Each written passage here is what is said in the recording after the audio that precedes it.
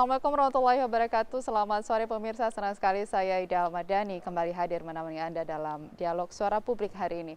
Pemirsa, belakangan ini isu kemiskinan dan KPK di Aceh menjadi perhatian publik dan menarik diperbincangkan sebagian masyarakat yang peduli terhadap nasib Aceh. Apalagi di masa pandemi COVID-19 saat ini, banyak orang dirumahkan dan bahkan kehilangan pekerjaannya, sehingga berdampak buruk terhadap kehidupan keluarga dan sosial. Nah, pertanyaannya, sudahkah saudara-saudara kita yang terdampak COVID-19 ini mampu disentuh oleh pemerintah untuk meringankan beban mereka?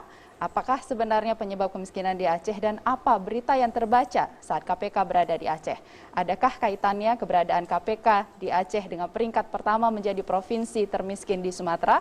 Kita akan perbincangkan pemirsa dalam dialog suara publik hari ini bersama dengan narasumber yang telah hadir di studio. Sudah ada bersama saya Bapak Dr. Taufik Abdul Rahim yang merupakan dosen ekonomi politik Universitas Muhammadiyah. Assalamualaikum Pak Taufik. Waalaikumsalam warahmatullahi wabarakatuh. Terima kasih telah hadir di studio TVRI Aceh. Sama-sama. Dan juga sudah bersama saya pemirsa Bapak Dr. Usman Lamreng yang merupakan dosen politik kewarganegaraan Universitas Abdul Yatama. Assalamualaikum Pak Usman. Waalaikumsalam warahmatullahi wabarakatuh. Terima kasih telah hadir di studio TVRI Aceh. Dan seperti biasa pemirsa, kami tidak lupa mengajak Anda untuk dapat bergabung bersama kami di sini di line telepon di 0651 41773. Dan bagi Anda yang tidak bisa menyaksikan kami melalui televisi, Anda bisa menyaksikan kami melalui streaming di kanal YouTube kami di TVRI Aceh Official dan di fanpage Facebook kami di TVRI Aceh Official. Dan kami juga perlu sampaikan bahwa dialog suara publik hari ini terselenggara atas kerjasama TVRI Aceh dengan Yayasan Huriyah. Baik, saya awali dari Pak Taufik terlebih dahulu terkait dengan kemiskinan ini ya. Kalau tema kita ini kan kita akan bicara tentang kemiskinan, tentang dana refocusing COVID-19 dan kemudian juga keberadaan KPK yang beberapa waktu yang lalu dan sampai saat ini juga masih ada di Aceh begitu. Kita mulai dari kemiskinan.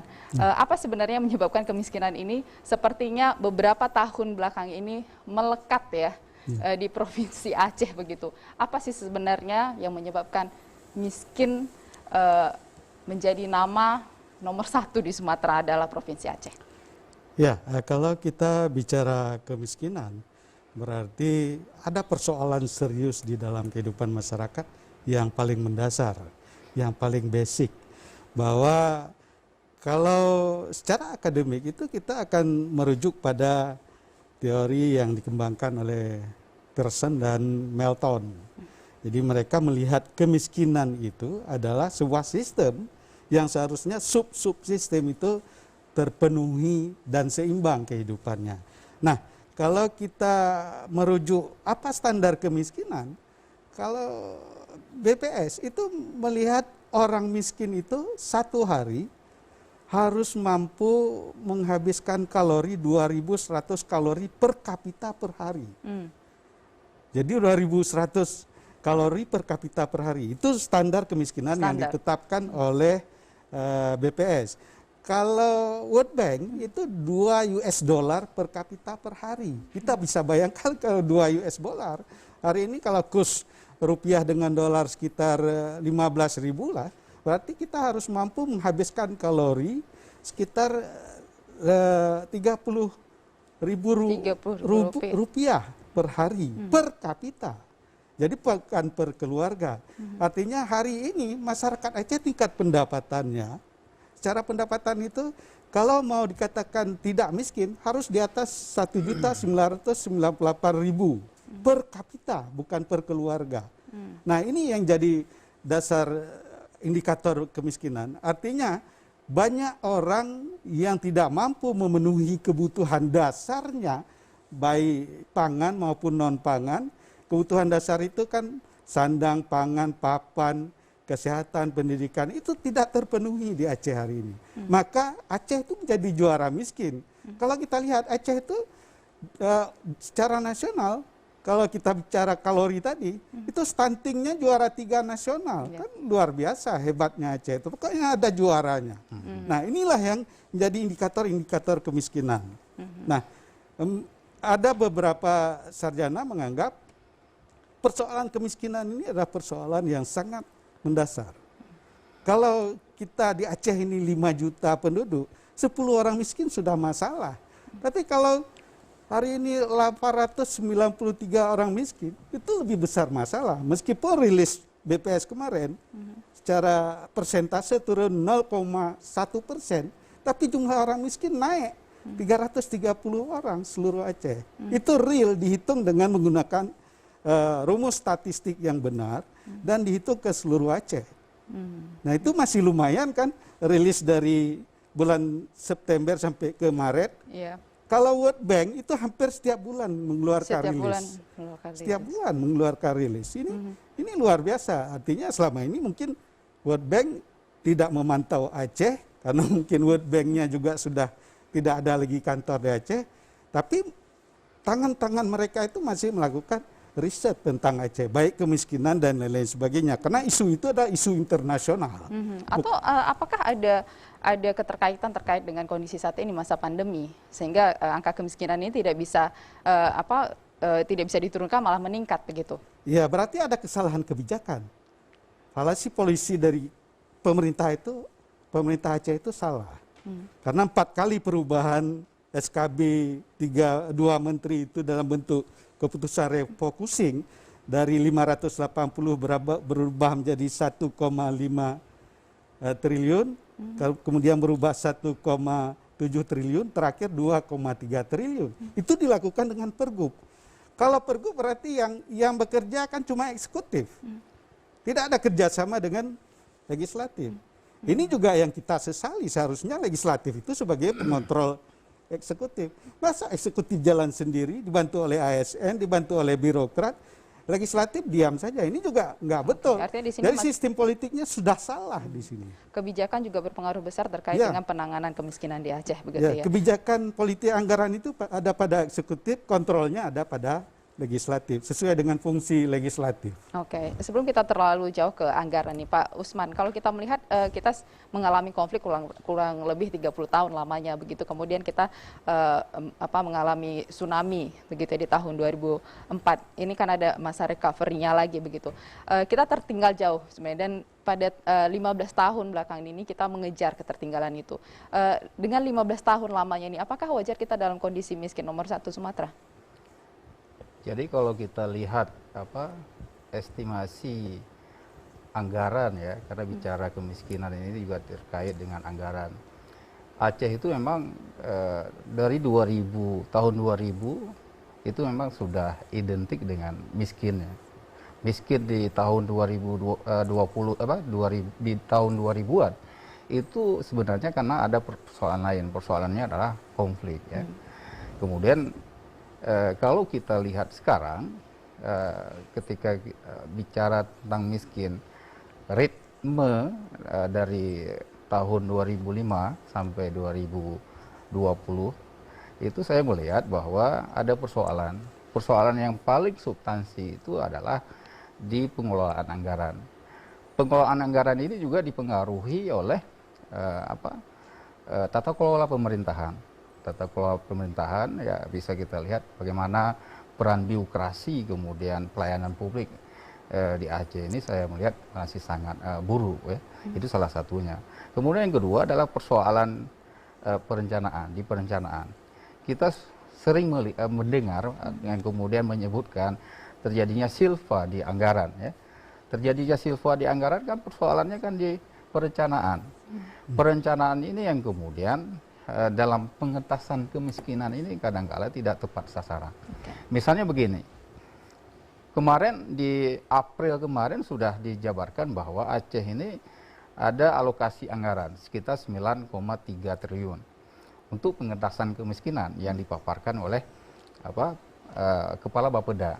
Tapi kemudian kita tidak melihat 9,3 triliun itu mau dialokasikan kemana? Prioritasnya di bidang apa? Di sektor apa? Kita tidak melihat itu. Itu yang kedua. Kemudian yang ketiga adalah seharusnya dari di Februari sampai ke Juni itu sebenarnya sudah ada sebuah terobosan dari anggaran 9,3 triliun tersebut. Terobosannya misalnya bagaimana misalnya pengembangan sumber daya alam. Pengembangan sumber daya alam itu kan tidak hanya migas, potensi yang sangat besar yang ada di Aceh. Misalnya sektor pangan itu ya apakah coklatnya, kopinya, kemudian nilamnya. Seharusnya di situ hadir pemerintah, termasuk adalah kekayaan laut, ya, sektor perikanan. Tapi kemudian di semua sektor itu pemerintah tidak hadir, sehingga petani dan nelayan itu dia hanya mampu mempertahankan sesuai dengan kemampuan mereka, termasuk dalam produksinya. Seharusnya di situ ada optimalisasi pemerintah untuk membackup produksi, dan itu tidak ada. Ini menjadi persoalan sebenarnya, sehingga tingkat kemiskinan itu tidak turun seperti yang disampaikan oleh Pak Taufik tadi. Angkanya, ritmenya itu kan di ring 14% sampai ke 17%. Dia tidak turunnya pun sangat sedikit. Ini yang kemudian yang menyebabkan persoalan. Ditambah lagi pengangguran, ya, sektor pengangguran ini juga tidak terselesaikan. Karena fokus pemerintah kita itu lebih kepada investasi. Jadi keseriusan dalam investasi, tapi kemudian ada persoalan lain yang kemudian ditinggalkan. Sektor pangan sebenarnya kalau dia fokus, kalau pemerintah fokus, kita akan mampan masyarakat tapi kita. Bukankah dari sektor investasi ini nanti juga akan membuka peluang lapangan kerja, sehingga bisa mengatasi pengangguran, akhirnya juga bisa mengatasi masalah kemiskinan? Betul. Cuma kan persoalannya kan tidak hanya di investasi, tapi kemudian juga di sektor pangan ini yang kemudian punya potensi yang hari ini sebenarnya seperti kopi itu kan sangat mendunia. Kenapa pemerintah dia hadir itu? Kenapa petani itu masih ketergantungan dengan Medan? Untuk apa sebenarnya kawasan ekonomi khusus yang ada di Luxembourg? Kenapa tidak dimanfaatkan itu secara maksimal? Apakah hanya sebagai slogan yang kemudian tidak ada indikator bagaimana ini peran ini bisa dimainkan, sehingga para petani ini bisa terbantukan? Karena persoalannya kan hari ini petani harga yang dibeli itu kan di bawah standar. Kemudian nanti diolah, diimpor lagi di ke luar, tempat dan kita. balik lagi kita jadi mahal begitu jadi ya. mahal. Itu kan jadi persoalan. Seperti persoalan perikanan. Kan juga seperti itu. Ikan dibeli tempat kita, dibawa ke Medan, diolah di Medan, dibawa lagi ke sini. Seharusnya ada sebuah program-program momentum yang kemudian program itu bisa berdampak pada masyarakat. Ya, pada masyarakat petani dan nelayan. Ini yang saya juga tidak melihat. Itu belum lagi kita melihat di sektor pendidikan, di sektor kesehatan. Sektor pendidikan misalnya, bagaimana indikator penguatan SDM, ya kan? Misalnya tingkat kelulusan, kita kan di grade paling bawah. Itu juga jadi persoalan. Seharusnya 14 tahun atau 15 tahun itu sudah ada sebuah strategi yang kemudian dilahirkan oleh pemerintah pusat, oleh pemerintah Aceh, yang kemudian penguatan SDM itu bisa bersaing dengan daerah lain. Dan itu ternyata tidak ada. Artinya memang kalau kita bicara soal miskin, ini berkaitan erat dengan pendidikan, kesehatan dan sebagainya begitu ya. Saling ketergantungan semuanya begitu ya. Pak Taufik tadi Pak Usman menyebut terkait dengan tepat sasarannya gitu. Sekarang sebenarnya sudah ada e-planning, e-budgeting gitu yang bisa kita sebagai masyarakat biasa pun kita bisa mengontrol apa yang dilakukan oleh pemerintah. Nah, ini sebenarnya persoalannya apakah kontrol dari planning yang dilakukan oleh pemerintah ini tidak berjalan dengan baik sehingga tidak tepat sasaran? Ya, e-planning itu kan hadir pada saat musrenbang. Dan itu dimasukkan ke TAPA. TAPA itu disahkan anggaran, ajukan kepada gubernur ajukan ke DPR untuk disahkan, sementara nomor rekening e-planning itu sudah ada. Nah, yang jadi persoalan, sebagian ASN itu mengeluh. E-planning sudah ada. Mereka sudah bekerja maksimal siang malam. Tapi pada saat pelaksanaan itu dengan telepon saja berubah. Siapa penguasanya? Penguasa anggaran itu sebenarnya siapa? Itulah yang merubah. E-planning itu bisa berubah meskipun nomor, istilahnya nomor rekening belanja anggaran itu sudah ada, tapi bisa saja diutak-atik dan tidak lari. Hanya saja itu kan nomor e-planning itu sesuai dengan keperluan kebijakan anggaran untuk apa umpamanya. Yang tadi jadi persoalan kan sektor dasar. sektor dasar kita ini bermasalah. Sektor dasar itu kan pertanian, peternakan, perikanan, perkebunan, dan lain-lain itu yang merupakan sektor yang masyarakat luas bekerja untuk memenuhi kebutuhan hidupnya, termasuk informal dan lain-lain sebagainya. Mereka hari ini autonomous investment. Jadi mereka investasi sendiri, mengharapkan investasi dari pemerintah yang tadi itu. Coba lihat, coba cek itu. Berapa persen belanja modal untuk masyarakat? Kecil sekali, nggak sampai 5% dari anggaran belanja itu. Termasuk ada disinggung tadi Silpa. Dari sejak 2005 sampai dengan 2020, yang tidak Silpa cuma 1 kali. Jadi ini kan miris sekali. Hampir setiap tahun juga Silpa, sama dengan juara Aceh itu se-Sumatera. Jadi banyak hal yang berkaitan dengan yang menyebabkan masyarakat miskin itu adalah penguasa anggaran yang tidak tepat sasaran anggaran seperti katakan Pak Usman tadi.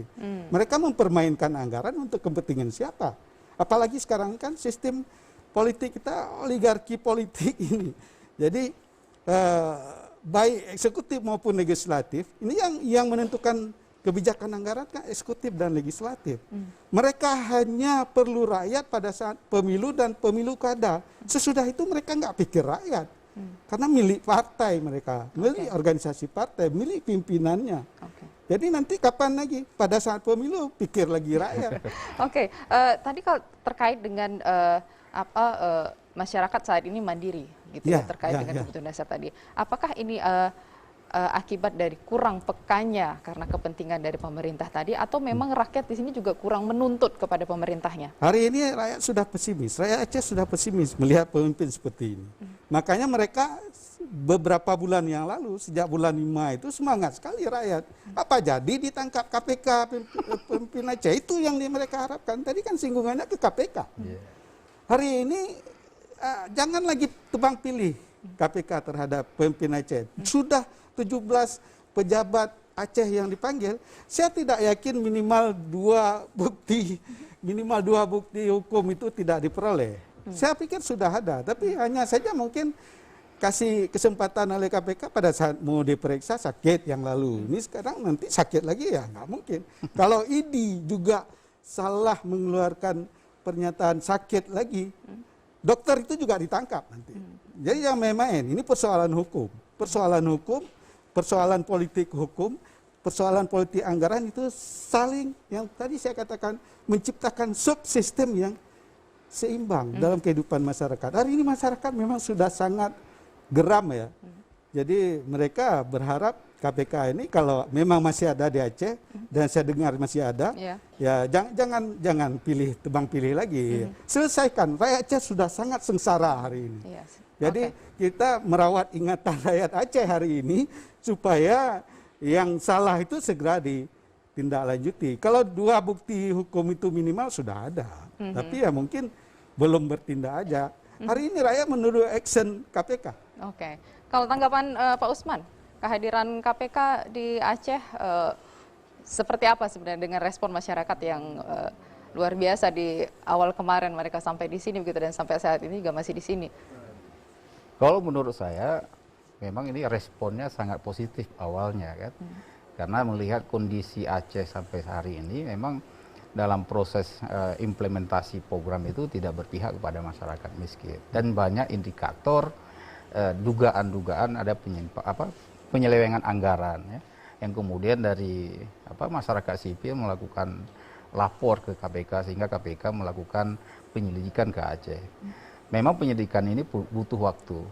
KPK kemarin itu hadir untuk memastikan hasil dari laporan masyarakat. Artinya bahwa dia ingin meng-cross-check apakah sudah sesuai implementasi programnya ataupun belum, dengan berbagai program-program yang sudah dibuat oleh pemerintah, seperti misalnya dugaan-dugaan korupsi itu kapal Aceh Hebat, kemudian di bidang kesehatan, peralatan kesehatan itu onkologi, kemudian dana refocusing dan lain sebagainya. Saya ini melihat kemudian saat KPK itu kembali ke Jakarta, ini ada keraguan. Keraguan kepada KPK itu disebabkan tidak ada hasil apapun dan kemudian tidak ada klarifikasi apapun dari KPK sendiri. Seharusnya ini kan ada penyampaian bahwa mereka melakukan penyelidikan yang kemudian belum ada hasil dan ini akan ditindaklanjutin. Dan itu tidak ada. Berarti kemudian ada dugaan-dugaan masyarakat kepada KPK, apalagi dengan kondisi KPK hari ini yang dianggap oleh masyarakat itu persoalan TWK dan persoalan pelemahan KPK di undang-undangnya, sehingga ini menjadi ragu kepada KPK. Saya berharap kepada KPK itu ke Aceh itu jangan main-main, jangan berparawisata lah ke sini. Dia kalau mau serius ya serius lah. Karena ketika kita bicara tentang anggaran APBA yang salah satunya anggaran itu Oksus, dan Oksus itu ya hasil dari darah dan tangisan masyarakat Aceh. Dan seharusnya digunakan dengan baik, tapi kemudian tidak digunakan dengan baik. Dan ini harus dijawab oleh KPK sendiri. Kalau misalnya ada indikasi ya tangkap. Itu yang menjadi harapan masyarakat Aceh. Kemudian yang kedua, saya juga berharap kepada tidak hanya kepada KPK tapi juga dari kejaksaan ya. Kejaksaan dan kemudian polisi. Kan banyak juga kasus yang ditangani oleh polisi. Misalnya Wastafel. Wastafel yang 45 miliar itu kan banyak sekali dugaan-dugaan korupsi yang terjadi di lapangan, termasuk kemudian yang paling hot itulah kasus beasiswa yang hari ini tidak ada kabar. Seharusnya sudah ada penetapan tersangka, tapi kemudian itu juga tidak terjadi sampai hari ini. Berarti ini ada apa? Ada persoalan ini yang kelambanan kemudian ini mungkin menyebabkan kecurigaan dari masyarakat, begitu. Seharusnya konsisten ya. Baik, nanti kita akan bicara soal anggaran DOKA yang ada, kemudian APBA yang besar juga, bagaimana pengafatannya, sudahkah tepat sasaran atau belum. Kita akan bahas setelah yang satu ini, Pak ya. Dan pemirsa jangan kemana-mana, setelah yang satu ini kami akan kembali di Dialog Suara Publik.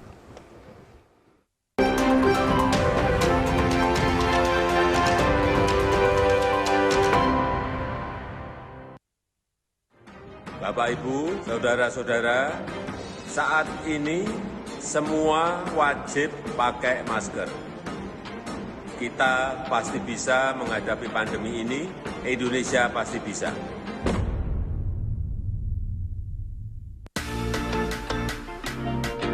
Pandemi COVID-19 masih belum berakhir. Ayo terus jaga diri kita dan keluarga dengan menerapkan protokol kesehatan 3M. Memakai masker, menjaga jarak, dan mencuci tangan dengan sabun. Tingkatkan juga kekebalan tubuh kita dengan cara perbanyak konsumsi sayur dan buah yang tinggi vitamin. Rutin berolahraga, cukup tidur, serta hindari stres dalam bekerja. Mari selalu terapkan protokol kesehatan dan gunakan masker. Bersama kita lawan virus COVID-19.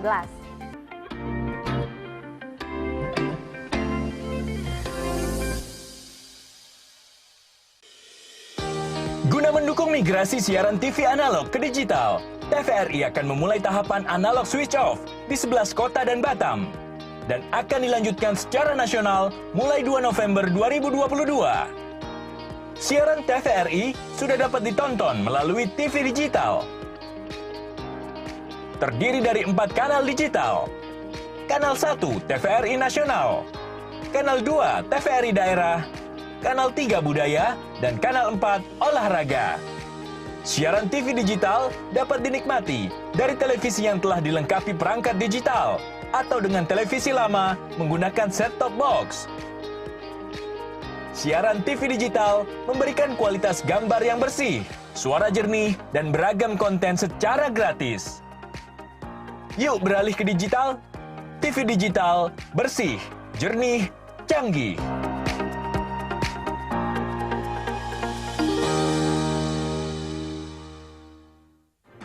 Bapak, Ibu, saudara-saudara, saat ini semua wajib pakai masker. Kita pasti bisa menghadapi pandemi ini, Indonesia pasti bisa.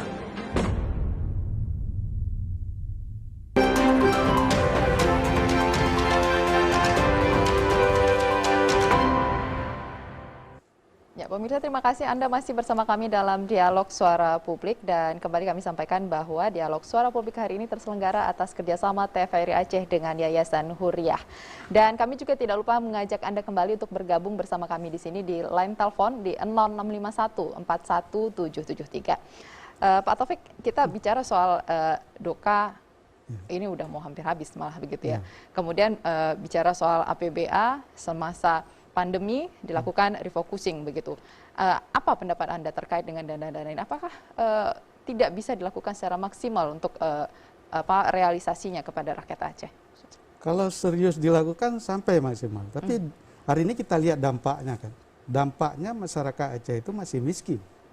Itu dampak miskin itu dari dana Doka itu, termasuk membangun rumah duafa yang digagalkan setiap itu kan visi misi gubernur terpilih. Jadi 30 rumah duafa itu 6.000 setiap tahun, sehingga 5 tahun 30.000 rumah. Tapi itu digagalkan. Itu juga termasuk untuk rakyat miskin kan, rakyat duafa. Nah yang kedua, persoalannya ini membuktikan bahwa tidak ada dampak yang diterima oleh masyarakat dari anggaran yang besar. Baik dana APBA maupun dana refocusing. Hari ini dana refocusing yang rilis bulan Juli terakhir dari Kemendagri, Aceh itu dari 2,3 triliun, itu yang tertinggi di luar Pulau Jawa, merefocusing dana untuk COVID-19, ternyata baru terrealisir 18,8 miliar. Jadi sekitar 4,61% baru terrealisasi dana itu. Ini juga membuktikan bahwa dana itu tadi tidak pro rakyat, tidak tepat sasaran, dan tidak digunakan untuk kepentingan rakyat. Selain hanya untuk promosi, iklan, baliho, dan lain-lain sebagainya, melalui media cetak, media elektronik, dan lain-lain sebagainya, itu saja. Dan belum untuk kepentingan rakyat. Ada 60.000 paket yang pertama itu kan sudah bermasalah. Dari goodie bag saya sudah masalah. Orang sudah mulai bertengkar mempersoalkan goodie bag warna biru umpamanya. Kapan pula gambar Pancacita berubah jadi warna biru, kan jadi masalah. Sudah itu 60.000. Dari Kanwil Dinas Sosial Provinsi ke Aceh Besar saya 3 bulan belum sampai. Itu yang 60.000. Siapa yang menerima bansos 60.000 paket itu? Dan yang selanjutnya juga bahwa banyak dana refocusing itu yang dipergunakan, contoh kecil, hanya mengantar masker, hand sanitizer, dan lain-lain sebagainya. Itu satu tim 300 juta di seluruh Aceh. Itu harus berangkat resmi, bahkan dilakukan resmi, disahkan oleh gubernur untuk berangkat ke daerah. Itu satu tim 300 juta. Saya dapat info itu dari mana? Dari tim. Walaupun sampai Beren, sampai Sigli, 300 juta. Nah kalau 23 kabupaten kota, ya berapa habisnya? Kali saja kali 300 juta. Nah artinya bahwa sampai dengan saat ini rakyat belum menikmati apa merupakan kebijakan dari pemerintah Aceh, baik yang Doka, APBA maupun refocusing. Refocusing itu seperti tadi katakan syarat korupsi di situ. Nah sudah terang benderang temuan BPK RI, yaitu BPKP RI sudah merilis bahwa ada temuan-temuan penyalahgunaan anggaran baik yang APBA maupun refocusing, termasuk yang beasiswa tadi. Tapi itu saya pikir sudah sampai ke KPK. KPK hari ini jangan tinggal diam. Jangan ikut terlibat menyengsarakan rakyat Aceh juga lah KPK. Ini kan harapan rakyat. Nah kalau ini dibiarkan, maka yang korupsi yang sudah terang benderang di Aceh ini bisa semakin merajalela dan rakyat juga semakin miskin. Oke, artinya memang di sini dengan uang yang segitu banyak, rakyat menuntut di sini keseriusan dari pemerintah dan tentunya juga pemerintah hati-hati dalam penggunaan ini, benar-benar harus sesuai dengan apa yang seharusnya didapatkan oleh rakyat. Itu miskin itu dampak langsung dari tidak tepat sasaran anggaran. Oke, baik, kita angkat telepon dulu Pak. Halo, assalamualaikum. Waalaikumsalam. Ya, dengan siapa di mana Bapak? Dengan Pak Amin di Kutalam. Ya, silakan Pak Amin pertanyaannya. Terima kasih melihat tayangan TVRI Banda Aceh hari ini. Temanya luar biasa, dialog suara publik ini. Terima kasih Bapak. Kemudian kita apresiasi itu juga narasumbernya yang juga luar biasa seperti Pak Usman Lamreng sering muncul di berbagai media nih. Kami melihat sebagai masyarakat, Pak, memang kemiskinan itu identik dengan memang tidak punya uang. Aceh miskin karena tidak punya uang. Tetapi dalam realitanya justru APBA kita begitu bengkak dari hampir 15 triliun berapa itu saya juga nggak tahu. Tapi yang jelas menurut informasi memang luar biasa. Saya pikir ini mungkin seperti apa yang disampaikan tadi oleh narasumber, mungkin karena kurang tepat sasaran. Sementara ya mungkin karena memang sudah masa COVID dari tahun 2020, adanya gerakan refocusing untuk mengalokasikan kegiatan-kegiatan untuk masyarakat. Tapi kenyataannya di lapangan justru kami melihat pemerintah Aceh itu merefocusing itu bagaikan menjadi suatu modus untuk menarik dana-dana besar itu, menggantikan kegiatan-kegiatan yang lain dengan kegiatan-kegiatan yang memang menguntungkan oligarki mereka, yang sifatnya menguntungkan pihak-pihak tertentu. Pada kenyataannya akhirnya ya seperti narasumber itu yang tadi sampaikan, merencanakan itu rumah duafa yang setiap tahun mulai Pak Irwandi sampai hari ini sehingga seperti tidak terlaksana, hanya pada kegiatan pokir-pokir dewan aja. Ini kan juga menjadi persoalan yang memang patut dicurigai, ya kan?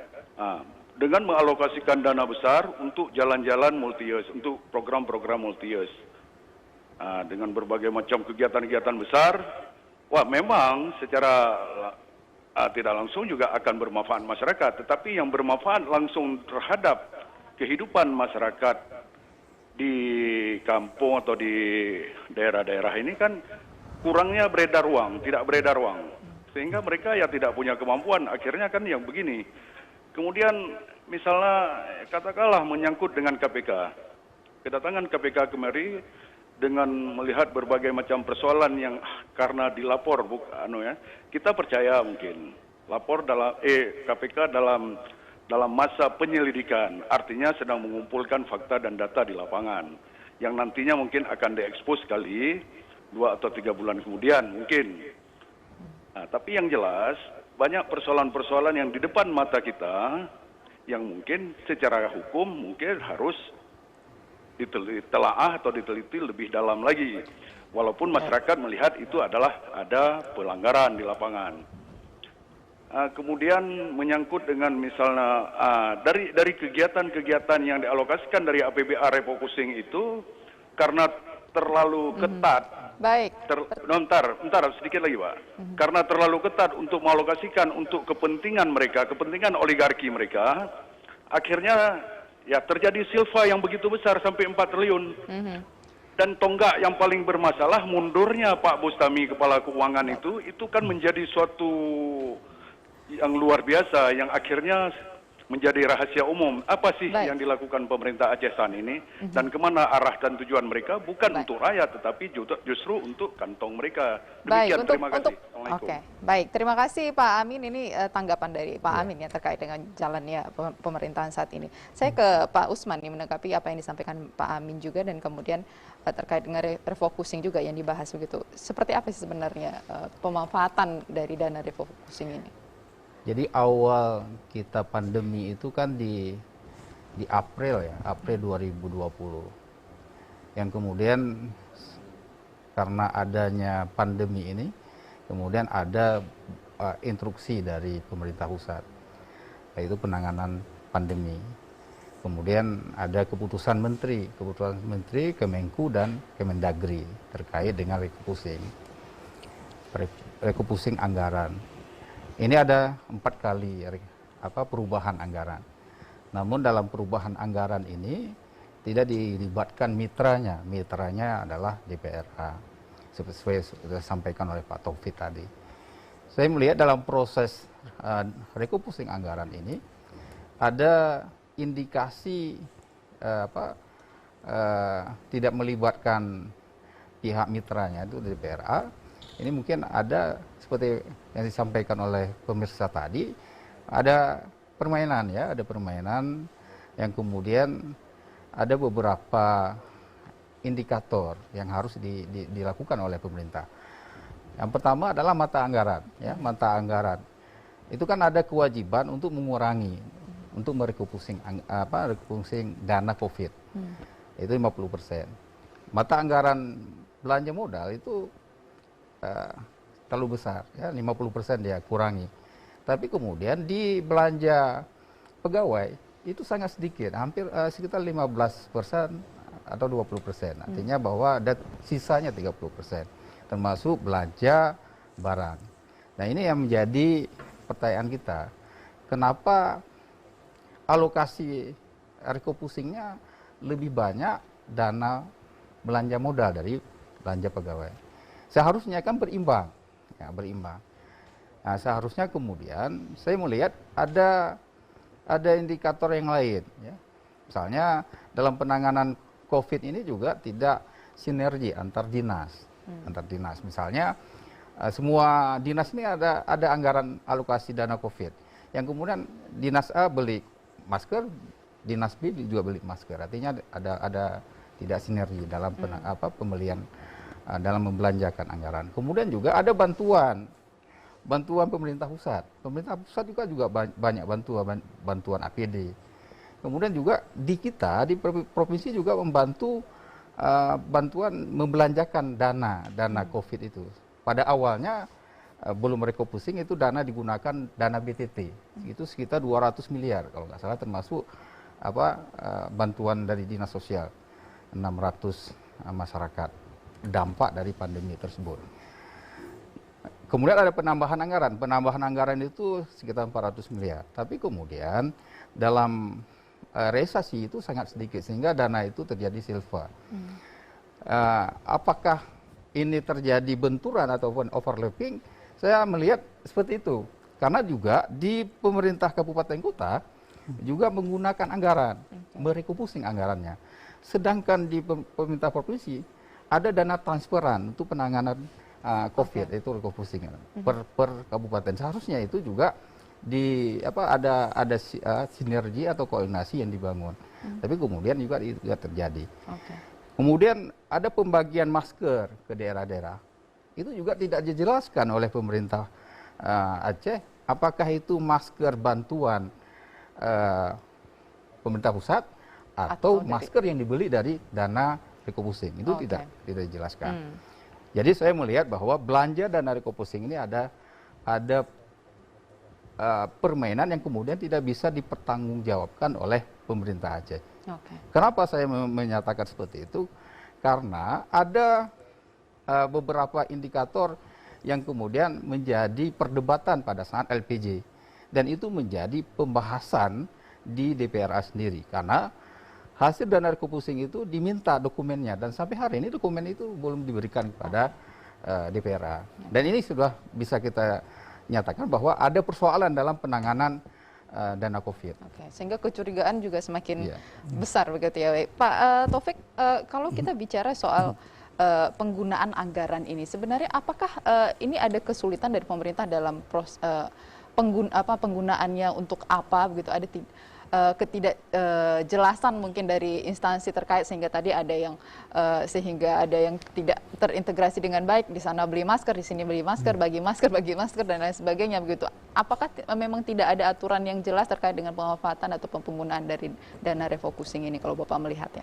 Kalau aturannya sudah jelas. Kalau kita lihat tadi seperti disinggung Pak Usman tadi, itu 60% sampai 65% itu banyak ke belanja pegawai, bukan ke belanja pembangunan dan masyarakat. Jadi belanja pegawai itu memang sudah jelas, begitu nampak mereka tarik terus untuk belanja pegawai. Nah, termasuk belanja modal rendah tadi. Dan tadi sudah disinggung oleh Pak Amin, betul itu masyarakat miskin. Inflasi di Aceh itu 0,25%, artinya uang beredar di masyarakat itu tidak ada. Tingkat pertumbuhan ekonomi itu minus 3,49%. Itu artinya bahwa memang masyarakat miskin, uang di Aceh tidak beredar, termasuk bocornya uang Aceh keluar sampai 45% dari 65 triliun yang setiap tahunnya. 65 triliun itu dari gaji pegawai negeri, sipil, TNI, Polri, udah itu belanja dari pembangunan, termasuk belanja untuk kepentingan proyek yang merupakan proyek pembangunan dari pusat, itu 45% itu bocor keluar. Nah, siapa yang memanfaatkan ini? Bukan rakyat. Nah, itulah yang tadi dikatakan bahwa rakyat miskin memang betul. Istilahnya purchasing power parity rakyat, daya beli rakyat itu terhadap belanja barang dan belanja konsumsi itu rendah memang. Sekali. Itu maka terbukti minus 0,25% inflasi di Aceh itu berarti uang itu tidak ada pada rakyat, masyarakat yang belanja. Termasuk banyak sektor yang menyebabkan juga masyarakat miskin, pengangguran naik kan. Sektor real, sektor informal, sektor lain-lain sebagainya, belum lagi pada saat dibatasi mereka tidak buka untuk berjualan. Itu juga akan sangat mengganggu dan bisa menciptakan masyarakat semakin miskin. Nah, berkaitan dengan dana refocusing itu tadi, laporan dari BPKP dan BPKRI itu sudah jelas, termasuk beberapa pegiat anti korupsi. Itu baik dilaporkan ke KPK, ke Jaksa dan ke Polda, itu sudah dilaporkan. Tapi tindak lanjutnya tidak ada. Termasuk tadi disinggung bahwa BPK itu kalau memang tidak ada, sampaikan kepada masyarakat bahwa tidak ada korupsi di Aceh. Baik-baik semua pemimpin Aceh itu. Kan kita juga jelas, kita nggak menuntut banyak. Tapi kalau ada korupsi tapi ditutup-tutupi, ini juga akan berdampak buruk bagi KPK. Kalau memang tak ada, umumkan saja. Tidak ada korupsi di Aceh. Walaupun sudah terang benderang korupsi di Aceh itu dilakukan oleh pejabat publik. Artinya di sini persoalan komunikasi publik juga bermasalah kita begitu ya, sehingga masyarakat tidak mendapatkan informasi yang jelas dan pasti begitu. Kalau Pak Usman menanggapi terkait dengan komunikasi publik kita nih gimana? Ya, saya juga melihat bahwa memang ada persoalan juga dalam komunikasi publik ya yang dibangun oleh pemerintah Aceh sendiri. Ini dalam mengcounter berbagai isu ya, dalam mengcounter berbagai isu ini kemudian bukan di counter substansinya, tapi kemudian terjadi perdebatannya. Itu yang sering terjadi. Seharusnya dalam berbagai isu yang berkembang dalam masyarakat, seharusnya itu kan dijawab dengan berbagai implementasi sebenarnya. Bukan misalnya persoalan kemiskinan. Jangan dibuat perbandingan dengan data-data yang lain. Seharusnya ada implementasi, ada reward atau maknanya bahwa kenapa miskin? Miskinnya misalnya ada persoalannya di sektor ini. Sektor ini diselesaikan di sektor misalnya di perikanan, diselesaikan di sektor perikanan. Kalau di sektor pertanian ya diselesaikan di sektor pertanian. Tapi bukan mengkanter dengan reklame, baliho-baliho yang besar. Mereka sudah sukses melakukan itu. Bukan itu sebenarnya persoalannya, tapi menjawab persoalan. Seperti yang awal saya sebutkan tadi bahwa ada 9,3 triliun alokasi dana yang di-fraudkan. Tapi kemudian sampai hari ini kan tidak ada realisasinya. Uangnya tidak beredar kepada masyarakat. Programnya tidak jalan. Ya kan? Apa persoalannya? Kemudian ada 590 dokumen kontrak atau untuk dilelang, tapi kemudian hari ini belum siap. Artinya apa? Ada persoalan di pemerintahan Aceh. Persoalannya apa? Tata kelolanya yang tidak becus. Ya. Nafsunya kuat, ya, tapi kemudian mereka tidak mampu untuk merealisasikannya itu. Itu jadi persoalan. Seharusnya kemudian ketika kita bicara tentang pengelolaan anggaran, tentu bicara tentang kinerja. Mereka kan dapat tunjangan kinerja, tapi kemudian yang hari ini mereka dirumahkan atau bekerja di rumah, seharusnya ada evaluasinya. Tunjangan kinerja juga harus dievaluasi. Kan itu jadi persoalan. Tapi kemudian itu tidak dilakukan. Artinya bahwa penanganan dampak pandemi itu tidak berdampak pada masyarakatnya, tapi berdampak pada PNS-nya. Seakan-akan gubernur itu milik PNS, bukan milik masyarakat Aceh. Itu jadi persoalan. Dan ini saya melihat bahwa berbagai persoalan yang terjadi, gubernur itu tidak peka dia. tidak peka dengan berbagai persoalan sosial yang terjadi. Misalnya seperti implementasi dana refocusing, memberikan dana sekitar hampir 100 miliar itu kepada OKP. Itu kan sebenarnya tidak tepat sasaran. Seharusnya dana refocusing itu kan sudah dijelaskan dalam aturan Mendagri. Ada tiga sektor yang harus menjadi prioritas. Sektor pertama itu di kesehatan. Dan hari ini jadi persoalan karena ada tenaga keperawatan, tenaga medis itu belum dibayar honornya. Insentifnya. Itu juga jadi persoalan. Kenapa belum dibayar? Ini kan menjadi pertanyaan besar buat kita. Kemudian di sektor UMKM. UMKM misalnya ini juga tidak terjadi implementasinya. Artinya masyarakat hanya mampu berdiri sendiri. Malah ada usaha yang hari ini mati dia. Tidak lagi berkembang.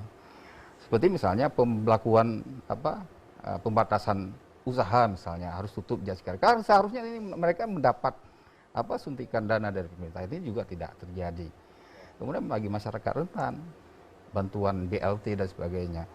Biarpun kemudian dari pemerintah pusat ada, tapi kemudian juga dari pemerintah kita juga harus ada. Kan itu, karena sudah dianggarkan dari 1,7 triliun itu kan seharusnya bisa diimplementasikan, bisa direalisasikan. Artinya beredarnya uang, tingkat daya beli masyarakat ada, dan kemiskinan itu kan bisa turun. Dan itu tidak terjadi dalam 2 tahun ini. Ini artinya saya melihat bahwa ada persoalan di birokrasi kita, ada persoalan di tata kelola pemerintahan. Artinya bahwa dalam kondisi krisis ini kan bagian dari krisis.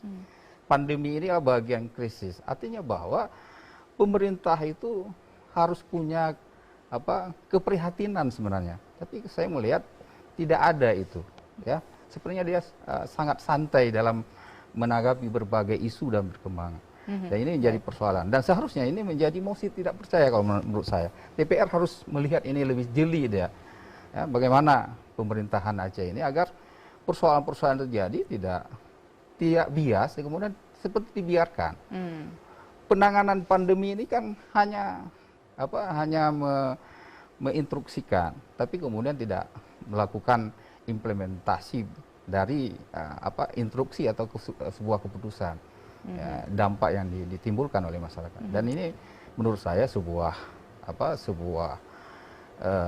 ketidakjelasan dalam tata kelola pemerintahan. Baik, Pak Taufik, bagaimana kemudian kita menuntut pemerintah begini supaya bisa berkinerja lebih baik, apalagi terkait dengan penanganan masalah COVID saat ini ya, begitu banyak dana yang difokuskan untuk penanganan COVID tapi tidak bisa terrealisasi dengan baik. Bagaimana kemudian seharusnya ini bisa dilakukan percepatan agar masalah pandemi ini bisa teratasi dengan baik, masyarakat tidak mengalami masalah ekonomi yang lebih serius lagi dari saat ini? Karena memang sudah salah kaprah itu tadi, kan diminta oleh DPR aja laporan nggak ada kan, sampai dengan hari ini tidak ada. LPG banyak catatan, dan walaupun LPG banyak catatan sampai dengan hari ini kita juga berharap DPRA juga memberikan laporan kalau memang tidak jelas ya apa tindak lanjutnya. Dan yang jadi masalah bagi rakyat, dana refocusing tidak sampai yang 9,3 triliun untuk kemiskinan itu tadi, khusus untuk masalah kemiskinan, kita juga tidak terima laporan. Seharusnya kan itu kan di era informasi publik yang terbuka ini mereka harus sampaikan, jangan disembunyikan. Kalau disembunyikan berarti ada masalah. Hari ini semua bermasalah. Semua orang nanti bersembunyi di belakang pandemi COVID. Apakah pandemi COVID ini yang tadi dikatakan menimbulkan krisis kepemimpinan, ketidakpercayaan masyarakat pada pemimpin juga semakin membesar, dan ini tetap dipertahankan, itu juga akan menjadi umpan balik bagi pemimpin itu sendiri. Itu harus dipahami. Dan saya pikir ini juga sudah disitir persoalannya seperti dalam Al-Quran, fa'alamaha fujuraha wa taqwaha. Jadi potensi manusia pemimpin di Aceh hari ini fujurahanya lebih tinggi daripada takwahanya itu. Jadi fujuraha itu ya keburukan, kejelekan, kebinatangannya itu lebih tinggi daripada potensi itu, daripada ketakwaan dan kebaikan. Nah, buktinya apa? Mereka terus memperlakukan rakyat ya seperti tidak menghargai hak-hak dasar rakyat seperti tadi. Kenapa orang miskin? Karena hak pemenuhan dasarnya tidak terpenuhi. Jadi ya, sandang pangan papan pendidikan belum, kalau variabelnya dibesarkan oleh BPS itu mungkin lebih banyak lagi yang miskin di Aceh ini. Dengan standar pendapatan minimal 1.900.000 sekian per bulan per kapita, itu akan semakin rendah lagi.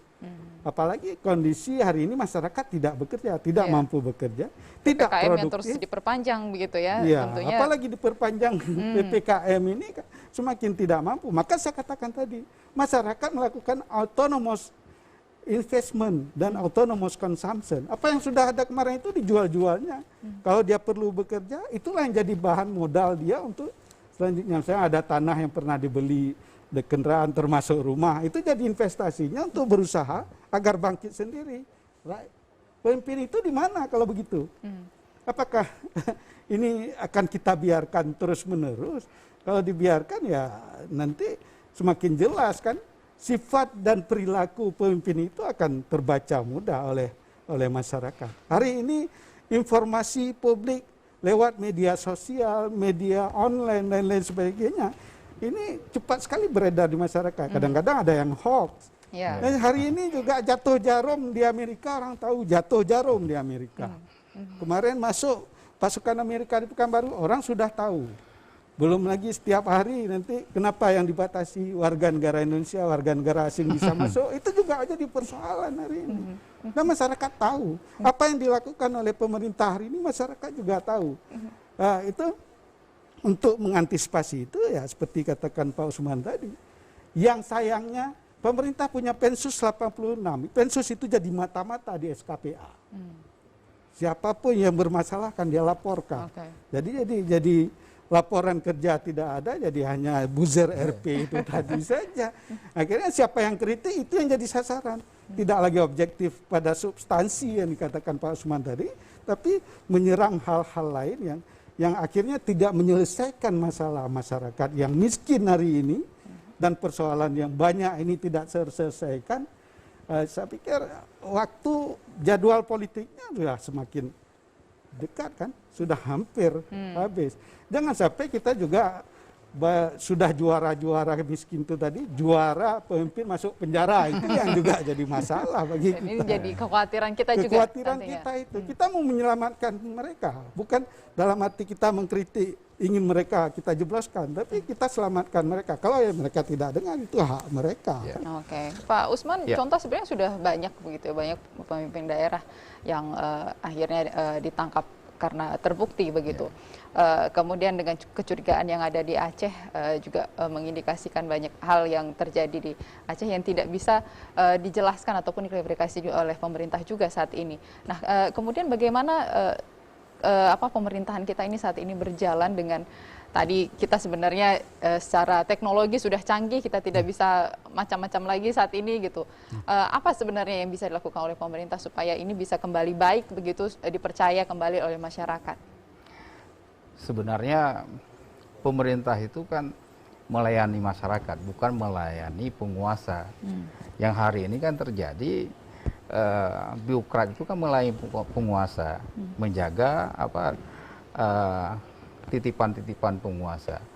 Itu yang terjadi. Seharusnya pemerintah itu kan bagaimana melakukan tata kelola pemerintah yang baik, ya, good government. Artinya bahwa pemerintah itu benar-benar dia peduli kepada masyarakat,